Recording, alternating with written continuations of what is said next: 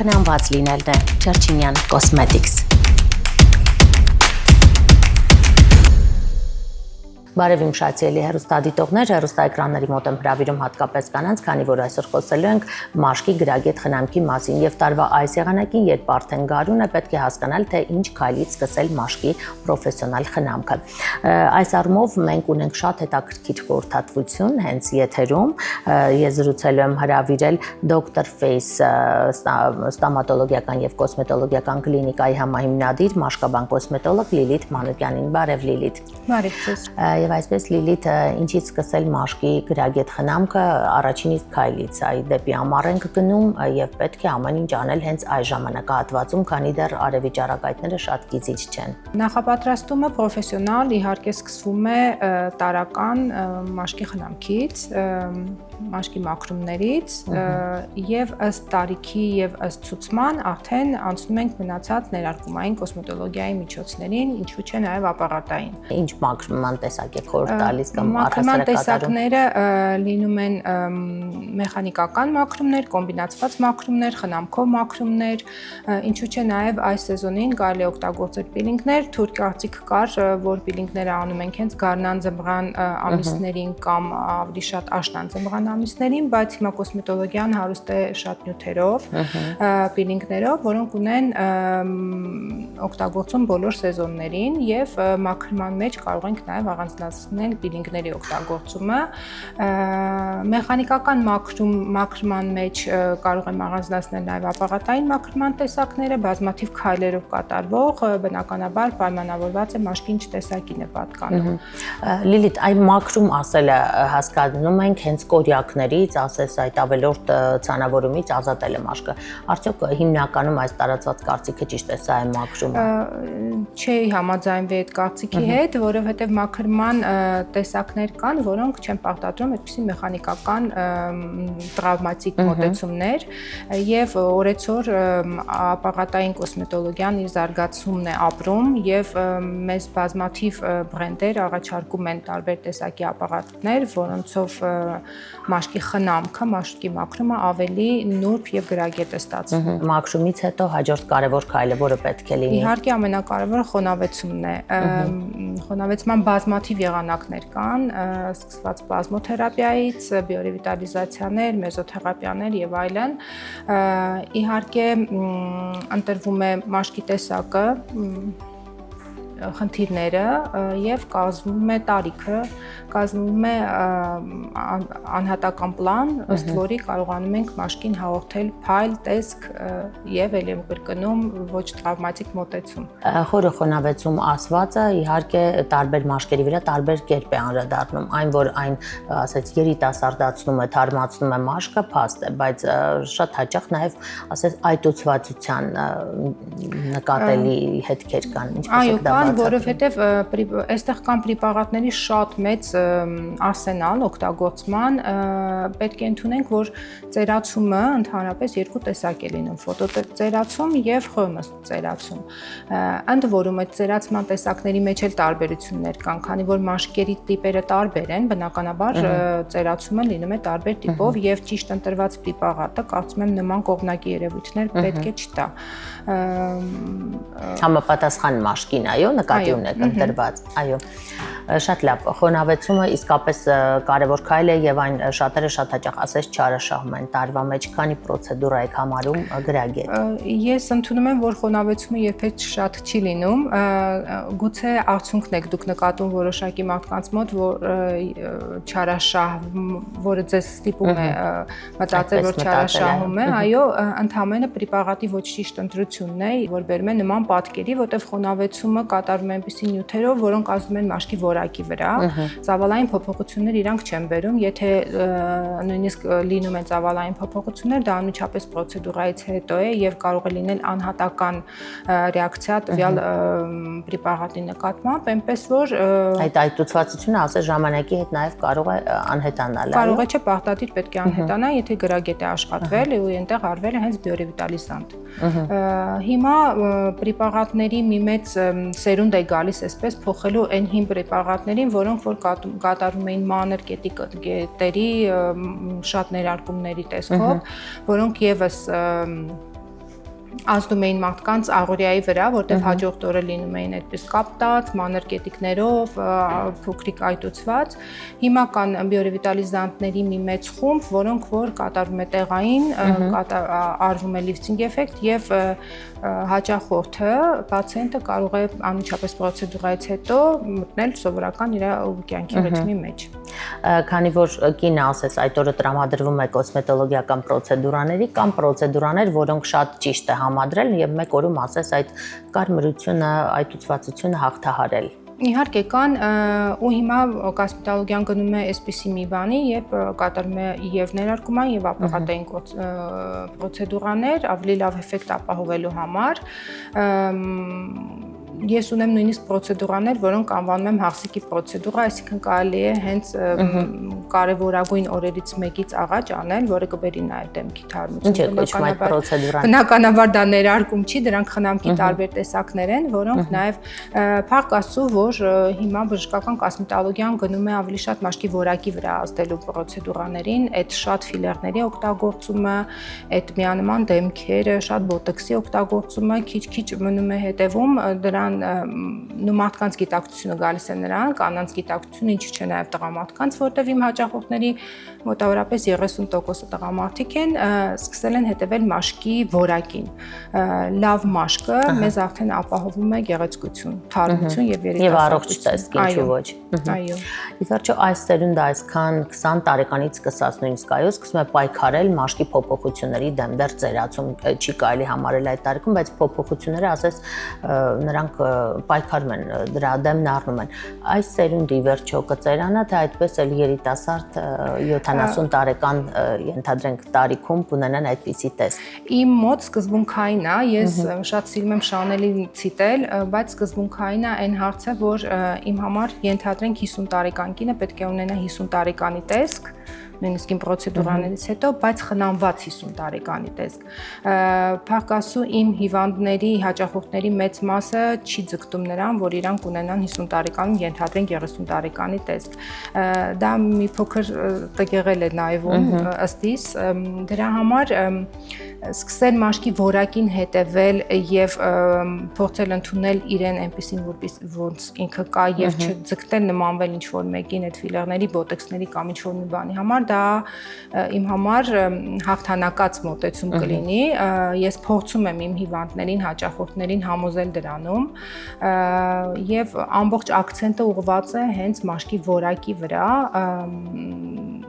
Ակնեներ դրանք կլինեն, ռոզացեայով հիվանդ մաշկ կլինի, պոստակնե հետքեր կլինեն, ինչ որ մի ժամանակ որևէ տարած հիվանդության արդյունք կլինի, այս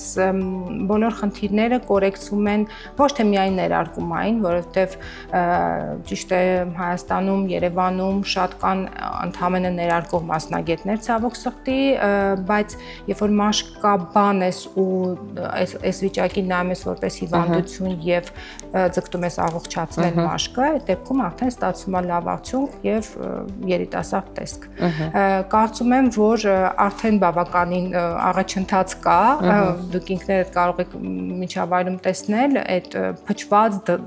լցված եւ այլն այդ ամեն ինչից մարդիկ արդեն հետ են կանգնում եւ ավելի բնական ու գեղեցիկ են նայվում։ Այո, աստիճանաբար հղկվում է այդ։ Ու շատ կարեւոր է, որ այս process-ի մեջ ներգրավված են նաեւ տղամարդիկ, այսինքն այս պարագայում արդեն այդ լցնելն ու բոտոքսային մյուս տարբերակներ չեն, նրանք էլ են այնպես հետևում իրենց մաշկին եւ ընդհանուր օրգանիզմին, ինչու միայն դեմքին կան հիպերհիդրոզի պատկերներ, թևատակերի գերքրտնաղդադրություն, ափերի գերքրտնաղդադրություն, մազերի ոչ ցանկալի հատվածներում այս բոլոր պրոցեդուրաները, բոլոր միջամտությունները ուղղված են հենց առողջ եւ կոկիկ տեսք։ Ինչու ոչ, նաեւ այս առումով նրանք միգուցե հասկանում են, թե օրգանիզմում ինչ խնդիրներ կան, որի հետևանքով էլ հիպերհիդրոզ է առաջացել։ Այ նայեք, դուք նշեցիք, որ ինչ մոտեցում ներարկումից առաջ թեկուզ խոնավեցում լինի, մեզոթերապիա լինի կամ որևէ այլ տարբեր տեսակի չեմ ուզում ձեզ ծանրաբեռնել նման տերմինոլոգիաներում, շատ կարևոր է նաև օրգանիզմի ընդհանուր վիճակը, այո, որովհետև նույն բոտոքսը, նույն ֆիլերը կարող են ունենալ կողմնակի այնպիսի երևույթներ, որոնց դու չես սպասում զուտ նրա համար, որտեղ օրգանիզմը գտնվում է ոչ պատշաճ վիճակի մեջ, կամ մազաթափություն ենք բուժում երբևիցե առանց հետազոտման միկրոէլեմենտների, վիտամինների, դու չես կարող այդ, այսինքն վերցնել եւ ներարկել, չէ, բնականաբար օրգանիզմը դիտում ես ամբողջական, նոր անցնում ես մասնավոր այն գանգատին, որով որ մոտեցել է տվյալ պացիենտը։ Հիմա կոսմետոլոգիայում շատ հետաքրքիր ճյուղ են համարվում նաև ապարատային կոսմետոլոգիան, այ կարելի է մեկ օրում համադրել եւ ապարատային կոսմետոլոգիան եւ ներարկումային օրինակ։ Ոչ միայն կարելի, այլ պարտադիր է, որովհետեւ այդպես էֆեկտն ավելի շատ լավ է ստացվում, ավելի տեսանելի է լինում ու բոլոր այն սպիկերները, լեկտորները, որոնք դրսից գալիս են, հիմա իսկ մենք վերապատրաստում ենք պարբերաբար, բոլորի ուղղվածությունը ապարատային կոսմետոլոգիայի եւ ներարկումային կոսմետոլոգիայի վրա է, ապարատային կոսմետոլոգիան օրեցօր, ժամ առ ժամ նորանում ու թարմանում է, այնպես որ նույնիսկ չես հասցնում այդ ամենի հետևից եւ ապարատային կոսմետոլոգիան ավելի գործարկելի է։ Անդրադառնանք ֆոտոծերացման դեմ պայքարին, դրա երևի թե ակնառու պայքարի միջոցներից է ֆոտո երիտասարդացում, այսպես ասված է։ Արդյոք այն կարելի է ամռանը նույնպես կատարել, թե հիմա ճիշտ ժամանակահատվածն է։ Հենց հիմա շատ ճիշտ ժամանակահատվածն է, չենք մոռանում, որ մեր մոտ համարյա ես իմ հաճախորդներին նշանակում եմ ամբողջ տարին SPF-ով, այսինքն արևապաշտպան գործակցով կրեմ օգտագործել անպայման։ Ես էլ եմ կրկնում, մեր տարածաշրջանը լեռնային է, մենք անդադ արևի ուլտրաֆիոլետի ազդեցության տակ ենք, մենք համարվում ենք էնդեմիկ զոնա, որտեղ չկա յոդ եւ բոլորը համարյա 90% բնակչության ունի վահանաձև գեղձի խնդիր, չհաշված որ ունենում ենք այլ տարբեր տիպի էնդոկրին խանգարումներ, որոնք բոլորը բերում են պիգմենտների առաջացմանը եւ ֆոտոծերացմանը պայմանավորված արևի ուլտրամանուշակական ճառագայթներով։ Հենց հիմա եւ իհարկե աշնան շրջանը շատ լավ ժամանակահատված է ֆոտո երիտասարդացման համար։ Բազմաթիվ ապարատներ կան, որոնք ուղղված են հենց այդ խնդրին, ունենք շատ լավ արդյունքներ եւ կարևորը որ ռեաբիլիտացիոն փոքր շրջան են պահանջում, շատ ցավոտ չեն, այսպես ասած, եւ ունենում ենք եւ կորեկցելով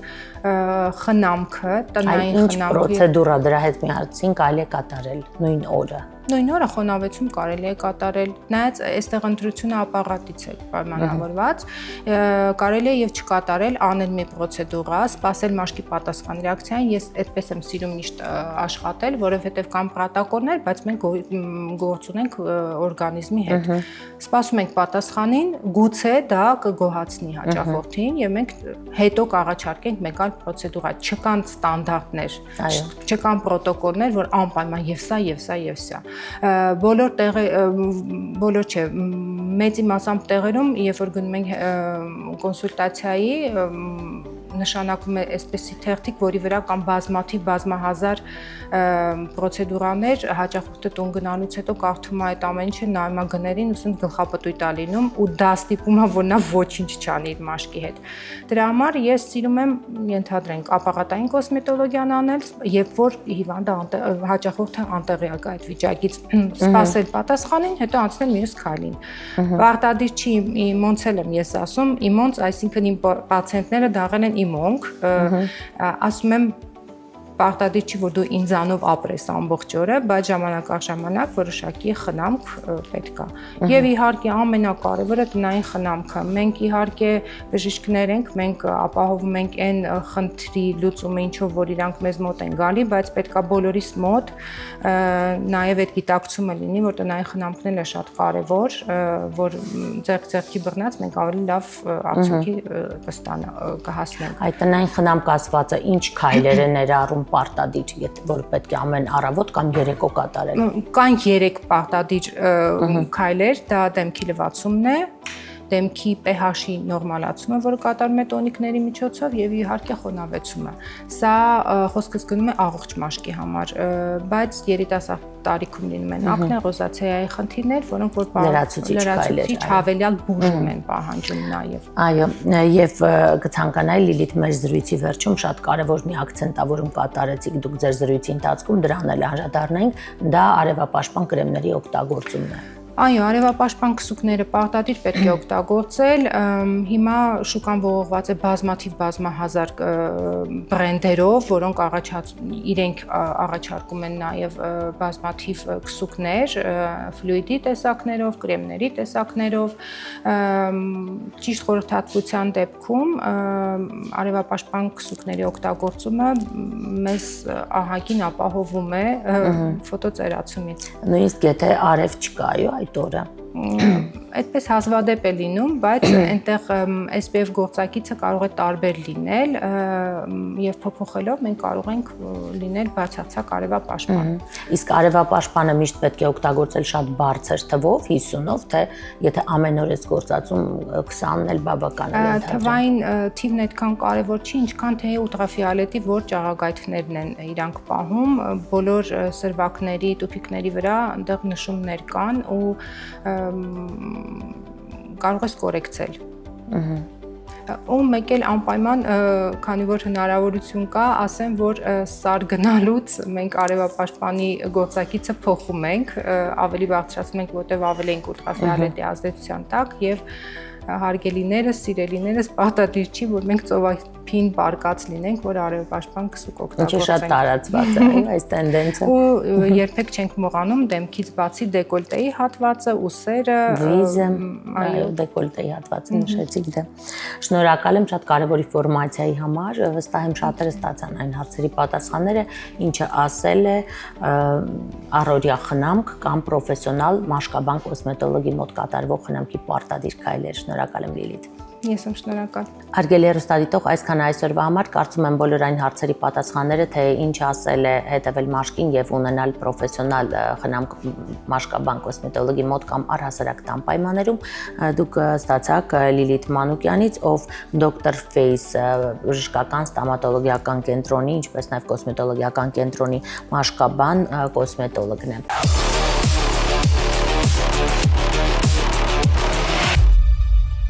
Ինչ ջրեն, ջուր խմելու ժամանակն է։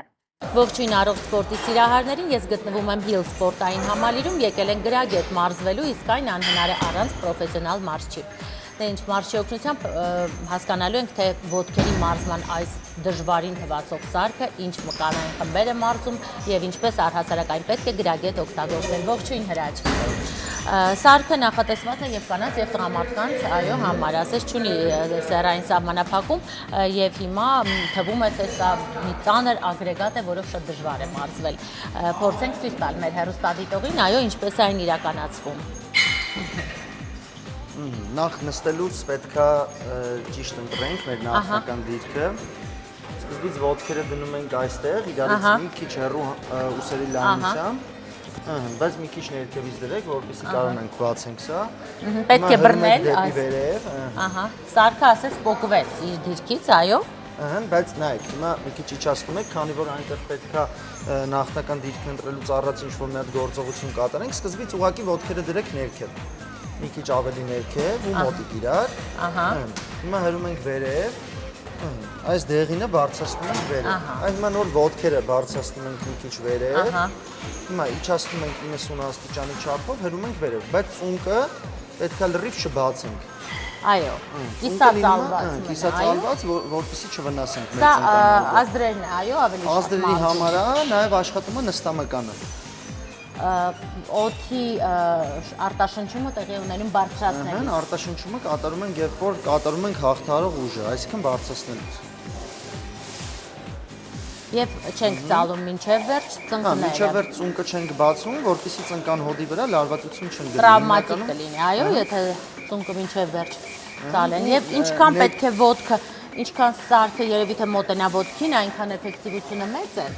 Իջացնում ենք մինչև 90 աստիճանի չափով, շատ ավել պետք չի իջացնենք, հրելուց չենք բացում ոտքերը լրիվ։ Հետաքրքիր է, բոլոր այն մարդիկ, ովքեր որովայնի հատվածում կամ ունեն ճողվածքներ կամ վիրահատություններ, կարելի է այս վարժությունը կատարել։ Այս վարժությունը քանի որ ասես հրում է որովայնը։ Այս վարժությունը ավելի անվտանգ է եւ ճողվածքի դեպքերում կախված ինչ աստիճանի է, կախված բժշկի հակատություններից։ Պետք է ցուցում լինի, այո։ Ահա, ես ասես ավարտեցի, հիմա դուք ցույց Հիմա նույն կտաք։ ձև արդեն էլի ոտքերը մոտեցնում ենք, որպեսզի տարածություն բացենք այստեղ, դեղինները իջացնում ենք դեպի ներքև։ Եվ ասես ֆիքսվում է սարքը։ Ֆիքսվում է։ Շատ լավ։ Հիմա հարգելի հեռուստադիտող, մեր մարզիչը ցույց կտա, թե իրականում ինչպես պետք է կատարել։ Ես չգիտեմ որքանով այն ճիշտ կատարեց։ Ում չեմ հրաշ։ Մինչև նստելը բռնվում ենք այստեղից, մեկ ոտքը ցում ենք այստեղ եւ հենվելով նստում ենք։ Ոտքերը բարձրացնում ենք, դնում ենք այստեղ, իրարից մի քիչ հեռու, մի քիչ ուսերի լայնության մոտ։ Հերում ենք, դեղինները բարձրացավ, իջնում ենք 90 աստիճանի չափով, հերում ենք այնքան, որ միջև վերջ այսպես չբացվի ցունկը, որպեսզի լարվածություն չընկնի վրա։ Իսկ ծանրացնելը էֆեկտիվությունը բարձրացնում է, այո։ Բնականաբար, երբ որ մենք ուզում ենք ունենանք նոր արդյունքներ, պետք է ավելացնենք քաշերը։ Եթե քաշերը չավելացնենք, մենք նոր բկանաթելեր չենք կարող ստանալ։ Ինչպես է կոչվում այս սարքը։ Leg press։ Leg press, հենց ոտքեր։ Շինագամի։ Այո։ Եվ դուք որպես պրոֆեսիոնալ արդեն տրեյներ, մարզիչ, որքան քանակով եք այն կատարում։ Սա կոնկրետ շատ ծանր։ Չեմ ուզում հիմա նշեմ կոնկրետ քաշը, բայց այս պահին կարող եմ մինչև 400 կիլոգրամ անել, բայց ավելի ծանր կատարեմ։ Իսկ հրաչ, եթե շատ ծանր եք կատարում, այն վնաս հասցնելու իր մեջ ռիսկ չի պարունակում։ Աստիճանաբար եք բարձրացնում քաշերը ու փորձում եք վարժությունը կատարել մաքսիմում ճիշտ տեխնիկայով, դուք երբեք վնասված չեք ունենա։ Պետք է հետևեք ձեր մարզչություններին։ Այո։ Քաշերը բարձրացնեք ոչ շատ արագ։ Գոնե ամիսը մեկ կամ չգիտեմ, կախված արդեն մարզիչը ինչպես է ձեր մարզման ծրագիրը կազմել։ Այո, ըստ մարզչի ցուցումների։ Դե ինչ, Հրաչ, կարծում եմ դուք մի քիչ հոգնեցիք եւ պետք է ջուր խմել։ Ընդհանրապես ջրի կարեւորությունը ձեզ ինչպիսին է մարզումների ընթացքում, այն միշտ է որ պետք է խմել։ Ջուրը, այսպես ասեմ, մեր օրգանիզմում կարելի ասել 70% եւ ավել կազմում է, դրա համար մեր անբաժանելի մասն է։ Այդ պատճառով պետք է միշտ օգտագործել ջուր մարզվելուց առհասարակ կյանքում օրվա ընթացքում։ Այո, եւ օրական 2 լիտր, ինչպես ցուցում են շատ մասնագետներ։ Կախված քաշից։ Այո։ Դե ինչ հարգելիներս, ես նույնպես միշտ մարզվելիս մի քանի կում թեթև այսպես չափականակներով ընդունում եմ ջուր, դե ինչ պրոֆեսիոնալ մարզիչը նույնպես խորհուրդ է տալիս, այնպես որ պիտ ջրերը հոգացել են այդ մասին եւ իոնիզացված, ալկալիացված այս ջուրը հենց մարզվելու համար հրաշալի տարբերակ է։ Դա հուշում է նաեւ ֆիտ ջրերի այս տարբերակը, որը նման է ծանրակարերի, այսպես մարզվելիս այն շատ հարմար է։ Նաեւ արտաքին տեսքով ֆիտ ջրեր ջուր խմելու ճիշտ ժամանակն է։